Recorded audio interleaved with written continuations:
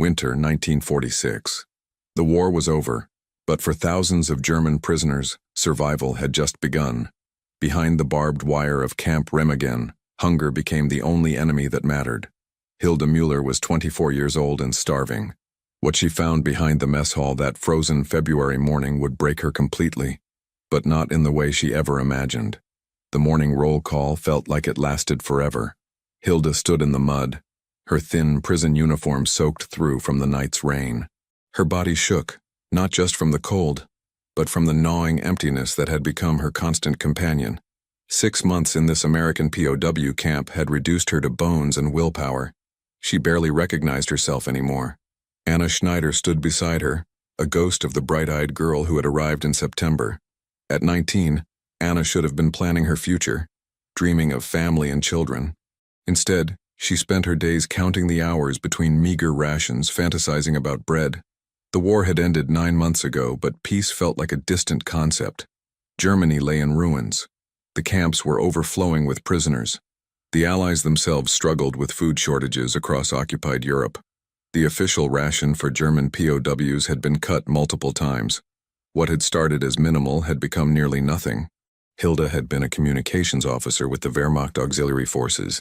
She had never fired a weapon, never killed anyone. She had transmitted messages, filed reports, translated documents. When the Americans captured her unit in April 1945, she expected to be processed and released quickly. She had been naive. The compound at Camp Remagen stretched across a former military installation near the Rhine River. Rows of crude barracks housed thousands of women separated from the larger male POW population. The facilities were basic, sanitation was poor, and food was scarce. Disease spread regularly through the cramped quarters. Dysentery, tuberculosis, and pneumonia claimed lives weekly. But it was hunger that haunted everyone. The gnawing, constant, all-consuming hunger that made sleep impossible and turned every waking thought into an obsession with food. Hilda dreamed of her mother's potato soup, her grandmother's dark bread, even the turnip stew they had eaten during the worst days of the war. Anything would be better than the watery gruel and occasional piece of hardtack they received now. Major Catherine Hayes ran Camp Remagen with military precision. She was tall, stern-faced, with gray streaks in her dark hair pulled back in a tight bun. She had lost a brother at Normandy and a cousin in the Ardennes. Her compassion for German prisoners was limited. She followed orders, maintained discipline, and kept the camp running on the impossibly small budget and resources allocated to POW operations. But Hayes was not cruel. She was simply overwhelmed. Thousands of prisoners, insufficient supplies, conflicting orders from above, pressure from local Germans who were also starving, and the constant moral weight of being responsible for former enemies who were now helpless women in her custody. The guards varied in their treatment of prisoners. Some, like Sergeant Robert Fletcher, maintained harsh discipline. Fletcher had seen combat in France and Germany. He had witnessed concentration camps during the liberation. His hatred for anything German ran deep and personal. He enforced every rule strictly, showed no flexibility, and seemed to take satisfaction in the prisoners' suffering. Others, like Corporal James Sullivan, tried to maintain their humanity. Sullivan ran the mess hall operations. He had served in the Pacific Theater, seen terrible things, but had somehow retained a sense of basic human decency. He followed regulations, but he did not go out of his way to make the prisoners suffer more than they already did. The mess hall stood at the center of the compound, a large wooden structure that had once served as a German military warehouse. Meals were distributed twice daily. Breakfast consisted of weak coffee substitute and sometimes a piece of bread. Dinner was thin soup, occasionally with potato or turnip pieces, and more bread when available. The portions were calculated to keep prisoners alive, but not healthy. Malnutrition was universal. Women fainted during roll call regularly. Hair fell out. Teeth loosened. Skin developed sores that would not heal. The camp medical staff, themselves overworked and undersupplied, could do little beyond treating the most critical cases. Hilda had learned to move slowly to conserve energy. She had learned to sleep as much as possible to escape the hunger. She had learned not to talk about food because it made everything worse. She had learned to stay warm by pressing close to other prisoners in the barracks at night. She had learned that hope was dangerous because it made disappointment unbearable. This particular February morning felt colder than usual. The overnight rain had turned to sleet just before dawn. The mud in the yard had frozen into uneven ridges that made walking treacherous.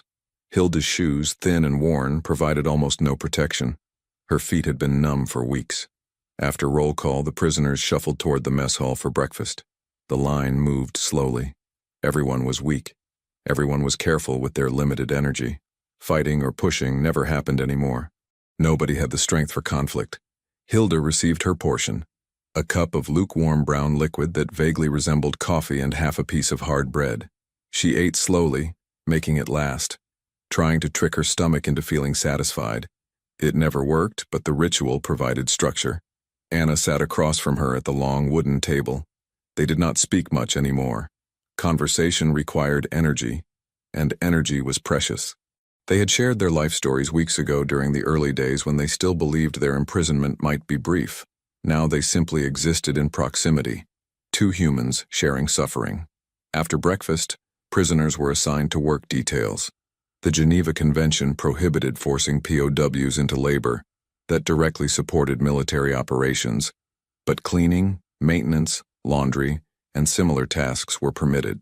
In practice, the work was exhausting for starving women, but it was also preferable to sitting idle in the cold barracks with nothing to distract from hunger. Hilda had been assigned to the mess hall cleaning crew for the past month. It was both a blessing and a curse. A blessing because she was indoors, out of the weather. A curse because she was surrounded by the smell of food, by the glimpses of supplies she could never access, by the constant reminder of what she did not have. The work involved scrubbing pots, washing dishes, mopping floors, and cleaning tables. Corporal Sullivan supervised. He was quiet, efficient, and fair. He never yelled, never struck anyone, but he also never gave extra food. He followed the rules exactly. Hilda had noticed something about Sullivan over the weeks. He seemed troubled. He would sometimes pause while checking inventory, his face clouded with something that looked like guilt or sadness. He spoke little to the prisoners, but when he did, his voice lacked the edge of contempt present in other guards. On this particular morning, Sullivan was directing 2 German prisoners to move empty supply crates from behind the mess hall to the storage area. The back area of the mess hall was normally off limits to prisoners. Guards only allowed access when specific tasks required it. Hilda was scrubbing pots near the back door when she heard Sullivan called away to deal with some administrative matter. He left quickly, telling the prisoners to continue working. For the first time in months, Hilda found herself near the back area of the mess hall with no direct supervision. The temptation was overwhelming. Maybe there was food back there. Maybe something had been discarded. Maybe, just maybe, she could find something to ease the constant pain in her belly. The risk of punishment was enormous. Being caught in an unauthorized area could mean solitary confinement, reduced rations, or worse. But hunger overrode fear. Hilda glanced around. The other prisoners were focused on their tasks. No guards were immediately visible. Her heart pounded as she quietly moved toward the back door. She slipped outside into the cold morning air. The area behind the mess hall was muddy and cluttered with empty crates, broken equipment, and piles of trash. A high fence topped with barbed wire marked the compound's boundary about 50 meters away. Guard towers loomed in the distance. Hilda moved carefully, looking for anything edible. Her eyes scanned the garbage piles. Sometimes the Americans threw away food that Germans would gladly eat. Stale bread, vegetable scraps, anything. Then she saw it. Behind a stack of wooden crates, partially covered by a tarpaulin, were several burlap sacks. They looked full. Hilda's breath caught. Could it be food? Supplies waiting to be distributed? Her hands trembled as she approached. She pulled back the tarpaulin. The sacks were filled with bread. Dozens of loaves. Maybe hundreds. Not moldy, not spoiled. Fresh enough bread that should have been distributed to the prisoners. Beside the bread were other sacks containing potatoes, carrots, and what looked like dried meat. Hilda's mind could not process what she was seeing. Why was this food hidden back here? Why were the prisoners starving when this existed? Her emotions crashed over her in waves. Rage, confusion, grief, betrayal. Were the guards stealing food meant for prisoners? Was this evidence of corruption? Were they selling supplies on the black market while women died of starvation? Her hands touched the bread, confirming it was real, not a hallucination brought on by hunger. Tears began streaming down her face.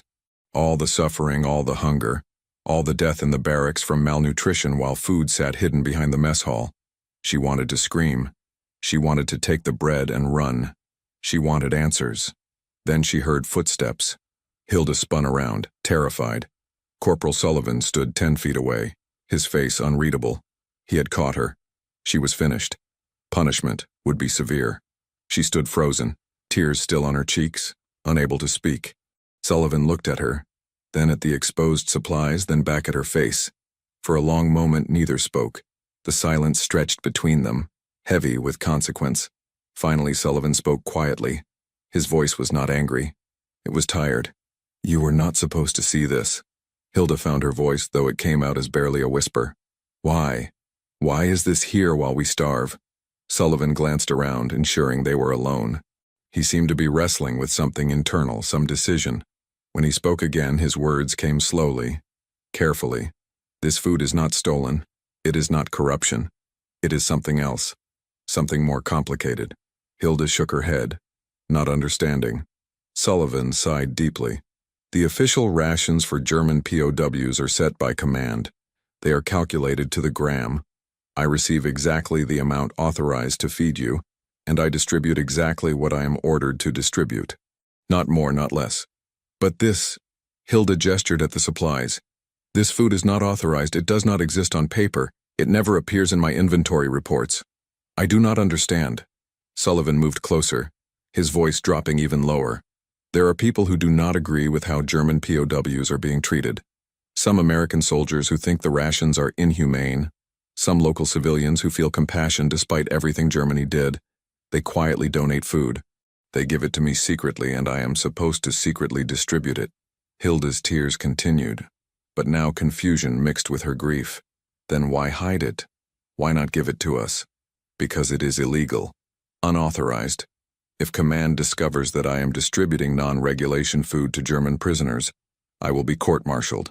I will lose my rank, possibly face prison time myself.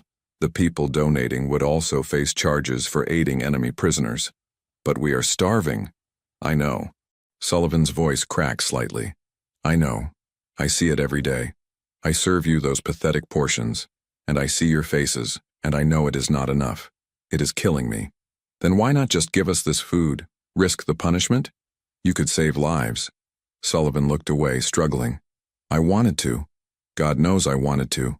But then I thought about what happens if I am caught. I get removed. Someone like Fletcher takes over the mess hall. Someone who will not care, who will not try to help at all. At least if I stay, I can do small things. I can make sure portions are fair. I can add extra water to make the soup go farther. I can save the best pieces of bread for the sickest prisoners. That is not enough. Women are dying. I know. Do you think I do not know that?" Sullivan's composure cracked. "I fought in this war. I killed people. I saw my friends die. I thought when it ended the dying would stop, but it has not stopped. You are all still dying, just slower. And I am part of it." They stood in silence, two people on opposite sides of an impossible situation. Finally, Hilda asked the only question that mattered. "What were you planning to do with this food?" Sullivan took a deep breath. "Tonight. I was going to distribute it tonight after dark. I have been waiting for the right moment. A night when Fletcher is not on duty, when there are fewer guards paying attention. I was going to claim it was a one-time supply delivery that arrived off schedule. It is a weak excuse, but it might work once. Maybe I can get away with it one time before anyone investigates too closely. One time. All of this. It would make such a difference. It would keep all of you alive for another few weeks. Buy time until spring when supply lines improve. That is what I keep telling myself." Hilda looked at the bread, at the potatoes, at this man who was risking everything despite having every reason to hate Germans. Her tears continued, but now they carried a different weight. Not just grief and anger, but something more complex. Gratitude mixed with guilt. Recognition of shared humanity in the middle of inhumanity. "Why are you telling me this? Why not just report me for being back here?" Sullivan met her eyes. "Because you deserve to know. Because you deserve to understand that not everyone wants you to suffer. Because maybe if you know, you can help me figure out how to distribute this food tonight without getting caught. You would trust me? Trust a German prisoner?" I trusted you enough to bring food for you. That part is already done. The question now is whether we can work together to actually get it to the people who need it. The absurdity of the situation was not lost on Hilda. An American corporal and a German POW, former enemies, standing behind a mess hall conspiring to break military regulations to feed starving prisoners. 6 months ago, this scenario would have been impossible to imagine. What do you need me to do? Sullivan thought for a moment. I need the prisoners ready. I need them to know that tonight, after final roll call, there will be an unexpected food distribution. But they cannot react with excitement or surprise. They need to accept it quietly, quickly, like it was planned all along. If anyone makes a scene, if anyone questions it too loudly, the guards will investigate. I can tell them. I can make sure they understand. Tell only people you absolutely trust. Anna, maybe 2 or 3 others. Have them spread the word quietly throughout the day. By tonight, everyone should know, but it needs to stay quiet. They will stay quiet. I promise you, we can do this. Sullivan nodded. Then his expression became stern again, the professional mask returning. Now get back inside. You were never out here. You saw nothing. If anyone asks, you were cleaning pots the entire time. Corporal Sullivan? Hilda's voice stopped him as he turned. Why are you doing this after everything Germans did? The war, the camps, everything. Why help us?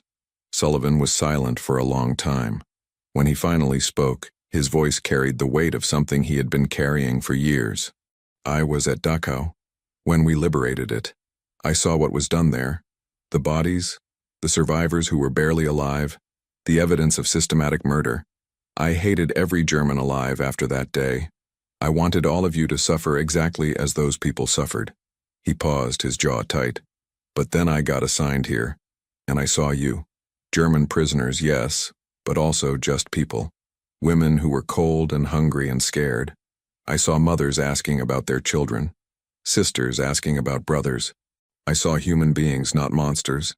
And I realized that if I let you starve, if I participate in your suffering, then I become exactly what I hated.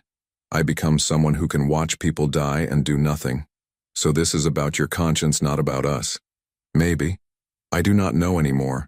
Maybe helping you helps me live with what I saw, what I did during the war. Maybe I need to save someone to balance out all the death. Or maybe I just cannot watch more people die. Maybe the reason does not matter as much as the action. Hilda understood. In that moment, she saw Sullivan not as an enemy, or even as a guard, but as another broken person, trying to find meaning in the aftermath of unthinkable horror. Thank you. Whatever your reasons, thank you. Sullivan nodded curtly and walked away. Hilda stood alone for another moment, looking at the hidden supplies, then carefully recovered them with the tarpaulin. She took a deep breath, wiped her tears, and went back inside to resume washing pots. The rest of the day passed in a blur of whispered conversations. Hilda pulled Anna aside during a work break and explained everything. Anna's eyes widened with disbelief, then hope, then determination. Together they identified trusted prisoners who could spread the word without causing panic. By afternoon, the entire women's compound knew. An unspoken understanding passed through the barracks. Tonight would be different. Tonight they would receive extra food. It had to stay quiet. It had to appear normal. The challenge was controlling the excitement. Women who had been hollow-eyed and defeated suddenly had light in their eyes. The prospect of real food, of enough food, was intoxicating. But everyone understood the stakes. One wrong word, one moment of drawing attention, and the opportunity would vanish. The day dragged endlessly.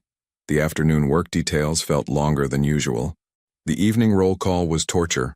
Finally, as darkness fell and the February cold intensified, the prisoners were dismissed to their barracks for the night. Normally, this was when the compound settled into uneasy sleep. Tonight, everyone stayed alert, waiting. An hour after dark, a whistle sounded. The guards announced an unscheduled food distribution. Prisoners were instructed to line up outside the mess hall for supplementary rations. The announcement was delivered in a routine tone, as if this was a normal occurrence, nothing special. The prisoners filed out, maintaining discipline. No running, no shouting, no visible excitement. They lined up in orderly rows, exactly as they had been instructed. Sullivan stood at the mess hall door with several other guards helping with distribution. Sergeant Fletcher was notably absent, assigned to patrol duty on the far side of the compound. The timing was not accidental. As each prisoner passed through, she received a full loaf of bread, a handful of potatoes, carrots, and a portion of dried meat. Real food, substantial food, the kind of portions they had not seen in months. Some women wept silently as they received their rations. Others stood in shock, unable to process the unexpected bounty. A few whispered thank you to Sullivan as they passed, though he maintained his stern professional demeanor, acknowledging nothing. The distribution took nearly an hour. Hundreds of women receiving supplies that officially did not exist. The guards helping Sullivan asked no questions. Either they had been brought into the plan, or they chose not to see what was happening. Sometimes willful ignorance was its own form of resistance. When Hilda reached the front of the line, Sullivan handed her the same portions as everyone else. Their eyes met for only a second. No words were exchanged. None were needed. She took her food and moved on. Anna was behind her, tears streaming down her face as she clutched her bread like it was made of gold. By the time the last prisoner had been served, the hidden supplies were nearly exhausted. Sullivan announced that distribution was complete and ordered everyone back to barracks. The prisoners dispersed quietly, many of them still unable to believe what had happened. In the barracks, the atmosphere was electric despite the exhaustion. Women sat on their bunks carefully rationing their food, deciding whether to eat it all immediately or save portions for tomorrow. The smell of bread filled the cramped space, a scent that seemed impossible after months of deprivation. Hilda sat with Anna, both of them eating slowly, savoring every bite. The bread was coarse and plain, but it tasted like the finest cake. The potatoes were just potatoes, but they felt like luxury. For the first time in months, Hilda felt full. Actually full. The constant aching hunger that had defined every waking moment finally, temporarily, eased. Around them, other women shared similar moments.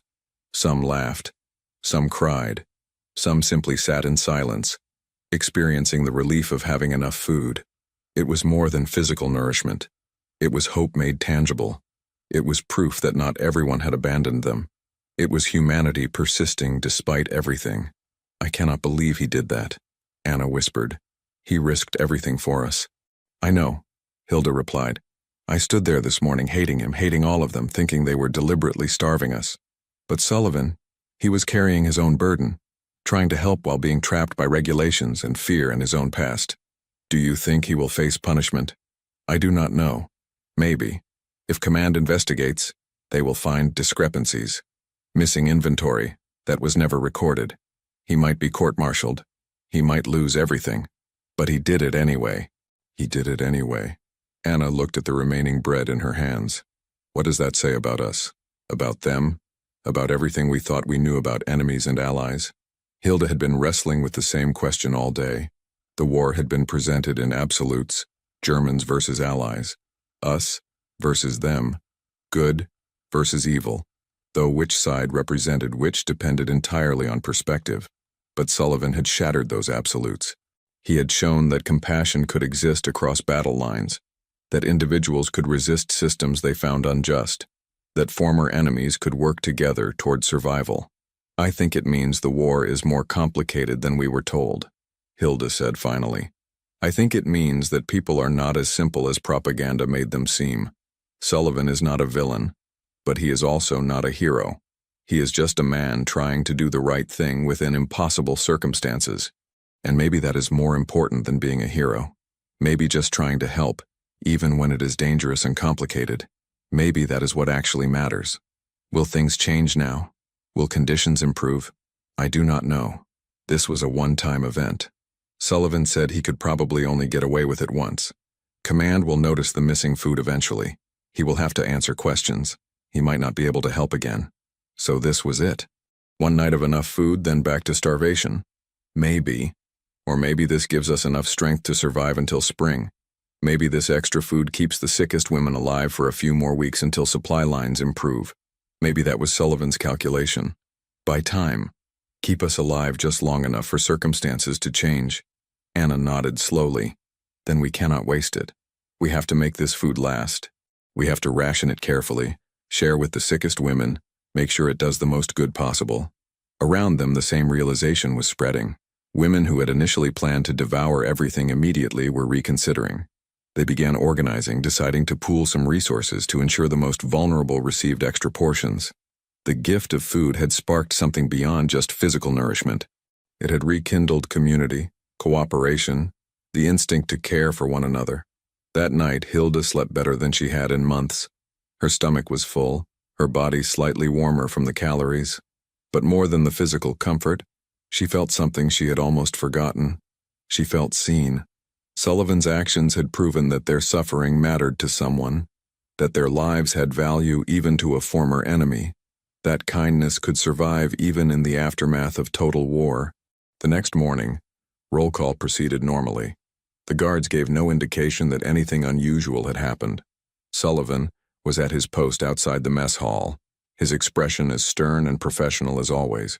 When prisoners filed in for the meager official breakfast, he served the regulation portions without comment or acknowledgement. But Hilda noticed small things. The way Sullivan made sure the sick prisoners got portions with slightly more substance. The way he ignored when someone took an extra moment to scrape their bowl completely clean.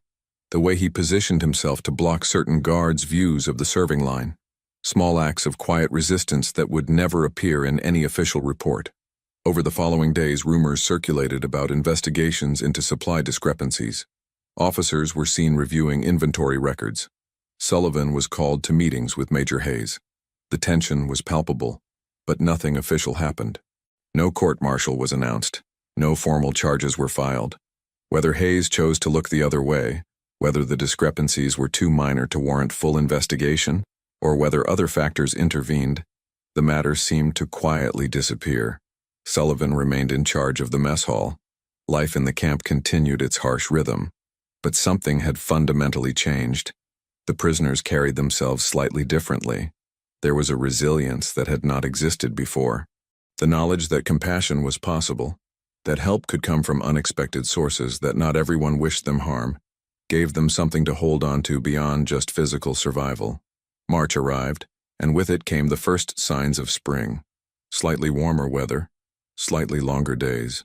The first shipments of improved rations began arriving as Allied supply lines stabilized and policies toward POW camps shifted under international pressure. The conditions remained difficult, but the acute starvation began to ease. Women who had been on the edge of death started to recover. The barracks felt less like a place of slow dying and more like a place of waiting for whatever would come next. One afternoon in early April, Hilda was assigned to clean the area behind the mess hall. It was the first time she had been back there since that February morning. The spot where the supplies had been hidden was now just empty space. Sullivan appeared, supervising as he always did.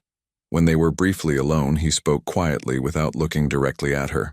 "I heard the war crimes tribunals will begin soon. Germans being held in camps will eventually be processed. Most will be released within the year." "I heard that too," Hilda replied, continuing her work. "When you get out, what will you do?" Hilda had thought about this constantly. Germany was destroyed. Her family's city had been bombed. She did not know who had survived. The future was terrifying and uncertain. "I will try to find my family, try to rebuild, try to live with everything that happened."